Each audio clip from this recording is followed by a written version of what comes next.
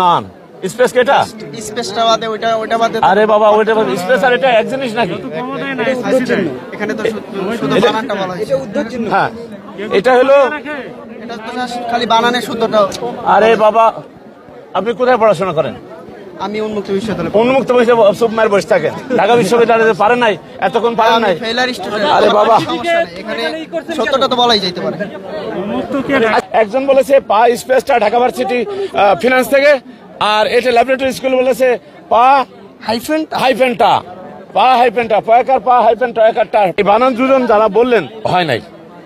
Leg পা এই কমাটা লাল দিলাম যদি ক্যামেরায় ধরা যায় শুধু সেজন্য লাল দিয়েছি। এই হলো পাটা। আচ্ছা এটা কি স্পেস? এটা কি স্পেস? উন্মুক্ত কি বাদ থাকবে? বাবার তখন সাহসে না কুলাইলে ঝগড়া করলে হবে না, আমি সত্যটা দেখার জন্য। আচ্ছা সত্যটা কি? এটা কি? হ্যাঁ, এটা আপনার মতে এটা সত্য, কিন্তু এখানে তো ওটা হবে না। আরে বাবা